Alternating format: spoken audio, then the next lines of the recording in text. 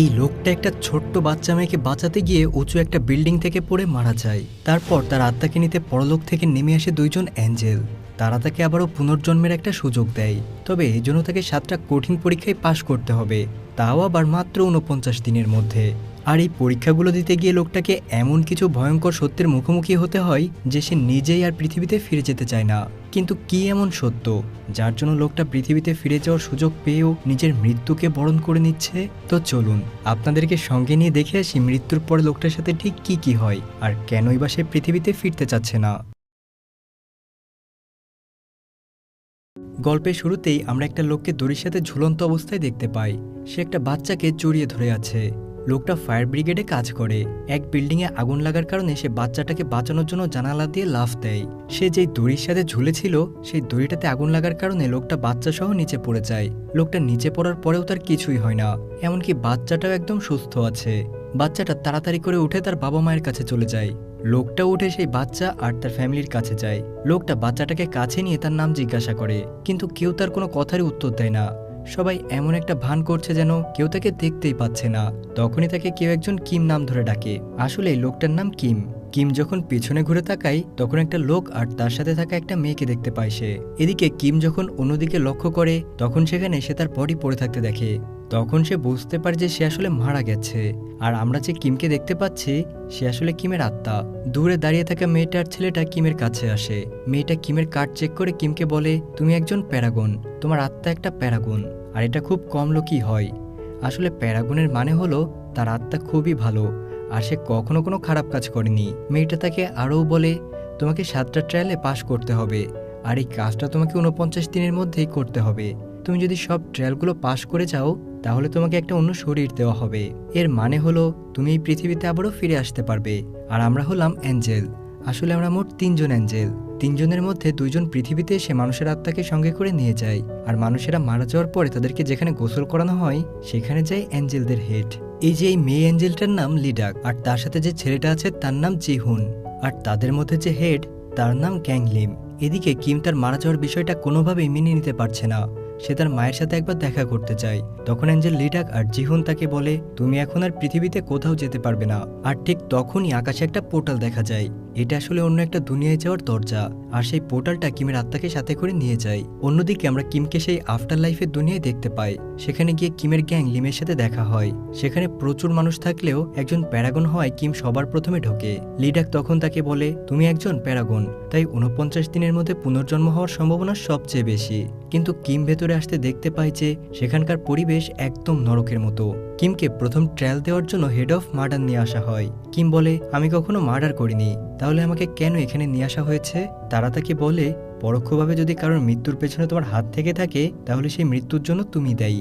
Kim যখন নিজের দিকে তাকায় তখন সে দেখতে পায় আশেপাশে প্রচুর আগুনের লাভা। আর সেই লাভার মধ্যে হাজার হাজার লক্ষ লক্ষ মানুষকে শাস্তি দেওয়া হচ্ছে। এরপর কিমকে গড অফ মার্ডারের সামনে নিয়ে আসা হয়। সেখানে আরও 2জনকে দেখা যায়, যাদের মধ্যে একজন বলে, আজ থেকে কয়েক বছর আগে একটা বিল্ডিংয়ে আগুন লেগেছিল আর সেই বিল্ডিংয়ে কিমের কলিগ আটকে পড়েছিল। কিম যদি চাইতো তাহলে কিন্তু সে তার কলিগকে সেখান থেকে বাঁচাতে পারত, কিন্তু সে এই কাজ না করে নিজের সেফটির জন্য সেখান থেকে চলে যায়। আর এই জন্য তার কলিগ সেদিন মারা যায়। এই কথা শুনে সেখানে তাকে একজন বলে ওঠে, এটা অবশ্যই একটা মার্ডার, তাকে জ্বলন্ত লাভাতে ফেলে দেওয়া উচিত। গার্ড অফ মার্ডার তাদেরকে বলে, এই আত্মা একজন প্যারাগন, তোমাদের উচিত তাকে সম্মান দিয়ে কথা বলা। তখন লোকটা বলে, কিমকে কমপক্ষে 5 বছরের সাজা তো দিতেই হবে। তখন সেখানে থাকা গ্যাংলিম বলে, আপনার জানা উচিত সেই রাতে আসলে কি হয়েছিল। আসলে সেদিন রাতে কিমের কলিগ একটা পাথরের নিচে আটকে পড়েছিল। কিম তাকে বাঁচানোর অনেক চেষ্টা করে, কিন্তু তবুও কোনোভাবে সে তাকে বাঁচাতে পারছিল না। তখন সে অন্য পাশ থেকে আরও মানুষের আর্তনাদ শুনতে পায়। তখন তার কলিগ তাকে বলে, তুমি পাথরটা উঠাতে পারবে না, তুমি এখান থেকে চলে যাও আর অন্য মানুষদেরকে সাহায্য করো। এজন্য কিম সেখান থেকে অন্য মানুষদেরকে বাঁচিয়ে নিয়ে আসে। ওই দিন রাতে কিম তার কলিগকে বাঁচাতে না পারলেও আরও 8জন মানুষকে আগুন থেকে বাঁচিয়েছিল। তারপরেও সে তার কলিগকে বাঁচানোর চেষ্টা করে, কিন্তু যখনই সে আবার তার কাছে যায় তখনই সেই বিল্ডিংটা ধসে পড়ে আর তার কলিগ মারা যায়। সবকিছু শোনার পর বোঝা যায় যে কিম একেবারেই নিরপরাধ, তাই তাকে সেখান থেকে ছেড়ে দেওয়া হয়। এরপর তারা একটা নৌকায় করে পরের ট্রায়ালের জন্য অলসতা নদীর দিকে রওনা দেয়। কিম তাদেরকে বলে, তোমরা আমার জন্য এত কেন করছো? লিডার তাকে বলে, 100 বছর আগে রাজা এমোরো আমাদেরকে প্রমিস করেছিল, যদি আমরা 49টা আত্মাকে পুনর্জন্ম দিতে পারি তাহলে আমাদেরও আবার পুনর্জন্ম হবে, আর তুমি হলে আমাদের 48 নম্বর আত্মা। এরপর কিম নদীর দিকে তাকালে দেখতে পাই একটা ভয়ঙ্কর ধরনের আজব মাছ তার উপর হামলা করতে আসছে। জিহুন সেই মাছদের সাথে লড়াই করে আর তাকে বলে, কখনোই তোমরা আশেপাশের জিনিসের দিকে তাকাবে না, তাকালে তোমাদের উপর বিপদ ঘনিয়ে আসবে। এরপর তাকে গড অফ ইন্ডোলেন্স অর্থাৎ অলসতার দেবীর কাছে নিয়ে আসা হয়। সেখানে দেবী কিমকে জিজ্ঞাসা করে সে তার জীবনকে ঠিকভাবে ব্যবহার করেছে কিনা, জীবনের প্রতিটা মুহূর্তকে ঠিকভাবে কাজে লাগিয়েছে কিনা। তখন সেখানে একটা অদৃশ্য আয়নার মাধ্যমে দেখানো হয় কিম একটা দারুণ জীবন কাটিয়েছে। সে অনেক লোকদেরকে বাঁচিয়েছে, এমনকি বিভিন্ন জীবজন্তুকেও সাহায্য করেছে। এসব দেখে দেবী অনেক খুশি হয়ে যায়। তখন কিম তাকে জানায়, আমি এই সব কিছু টাকার জন্য করেছি। দেবী টাকার কথা শুনে খুব রেগে যায়, কারণ কিম টাকাকে বেশি প্রাধান্য দিয়েছে, টাকার জন্য এইসব কিছু করেছে। এজন্য দেবী তাকে ইন্ডোলেন্স হেলে পাঠানোর নির্দেশ দেয়।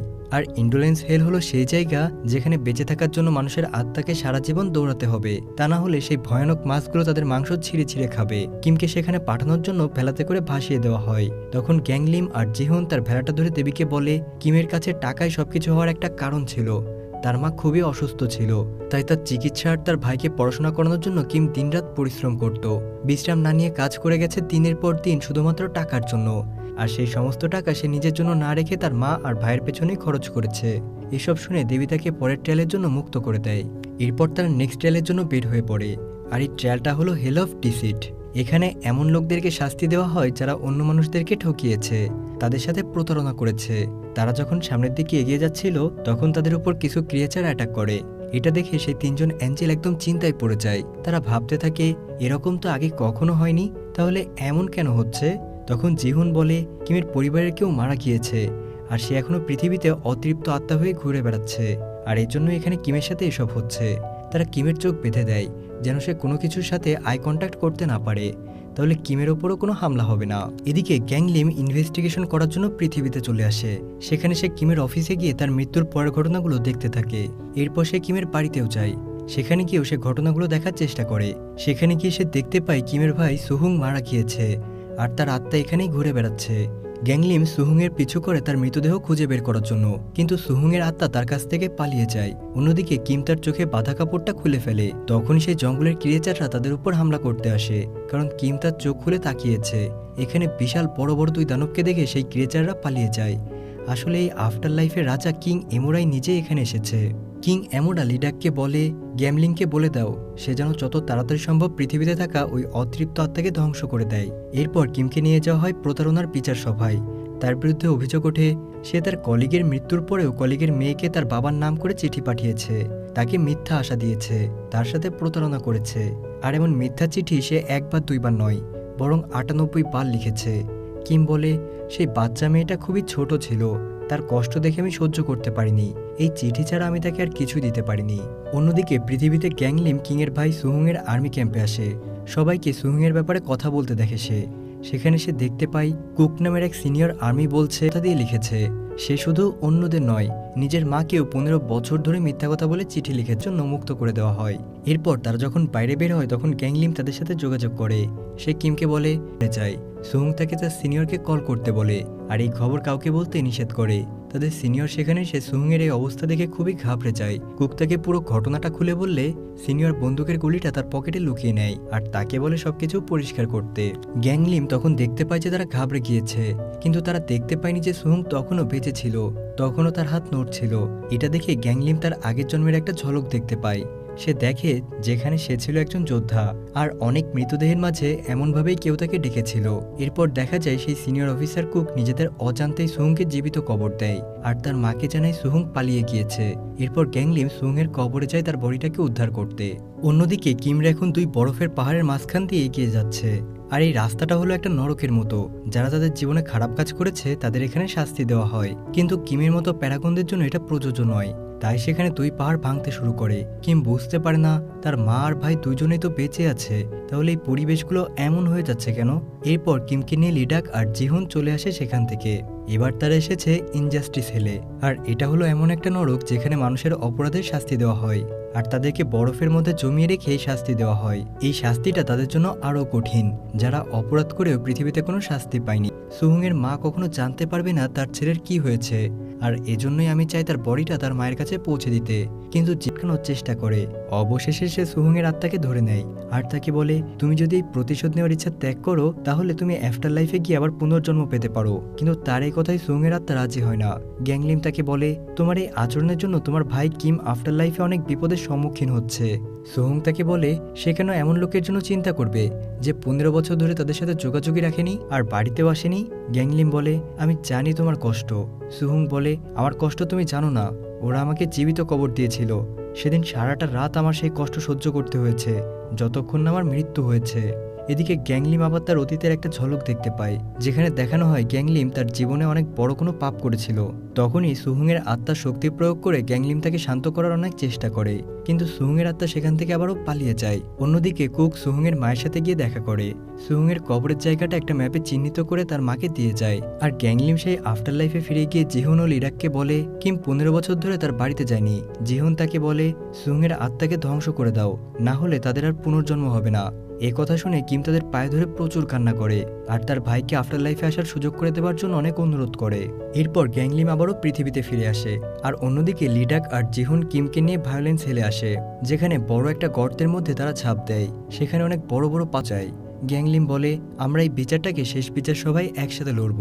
যদি কেউ তার দায়িত্বে থাকা আত্মার জন্য এমন অনুমতি চায় তাহলে তাদের অনেক বিপদ হতে পারে। পরবর্তী বিচারে যদি এই দোষের জন্য মৃত ব্যক্তি দোষী প্রমাণিত হয় তাহলে সেই ব্যক্তির শাস্তি দ্বিগুণ করা হয় আর তাদের দায়িত্বে থাকা অ্যাঞ্জেলদের সমস্ত সুযোগ সুবিধা থেকে বঞ্চিত করা হয়। এরপর কিমকে পরবর্তী বিচার সভাতে বিচারের অনুমতি দেওয়া হয়। এদিকে সুহুং গ্যাংলিমকে বলে, সেই রাতে কিম মাকে খুন করার চেষ্টা করেছিল আর এটা আমি দেখে ফেলেছিলাম, আর এজন্যই আমাকে সেদিন খুব মেরেছিল। অন্যদিকে লিডাক স্ক্যান করে এসব দেখে কিমকে জিজ্ঞাসা করে, তুমি কি তোমার মাকে খুন করতে চেয়েছিলে? কিম জানে যে শুধু মাকে না, সে তার মা এবং তার ভাই দুজনকেই মারতে চেয়েছিল, কারণ তার মা আর ভাই দুজনেই অসুস্থ ছিল আর কিম তখন খুব ছোট ছিল। তার কাছে বেঁচে থাকার জন্য কোনো আশা বা উপায় ছিল না। সব শুনে লিডাক বুঝতে পারে এই কারণেই কিম সেদিন বাড়ি থেকে পালিয়ে গিয়েছিল আর 15 বছর পর্যন্ত বাড়িতেই ফেরেনি। এবার কিম তার সর্বশেষ বিচার সভায় এসেছে। এদিকে কিমের মা সুহুংয়ের ক্যাম্পে এসে তার ছেলেকে খুঁজে আনার দাবিতে। এখানে গ্যাংলিম সুহুংয়ের আত্মাকে নিয়ে আসে। তার মাকে দেখে সেই সিনিয়র অফিসার তার সাথে খুবই খারাপ ব্যবহার করে। যখন সে সুহুংয়ের মাকে ধাক্কা মারে তার মা অজ্ঞান হয়ে যায় আর এটা দেখে সুহুং খুবই রেগে যায়। আবার সে তার ভয়ানক রূপ ধারণ করে। রাগে সে সেখানে একটা টর্নেডো সৃষ্টি করে। আর এই সবকিছু হলে গ্যাংলিম তাকে তার বসে নিয়ে আসে আর কিমের সামনে মরুভূমি থেকে উঠে আসে কিমের সর্বশেষ বিচার সভা, যেখানকার বিচারপতি হলো কিং এমোরাই নিজেই। কিং এমোরা কোনো কথা না শুনে কিমের শাস্তির আদেশ দিতে থাকে, কারণ কিম নিজের মাকে মারার চেষ্টা করেছে। এর চেয়ে বড় পাপ পৃথিবীতে আর কিছুই হতে পারে না। এদিকে লিডাক বলে, সেই রাতের পর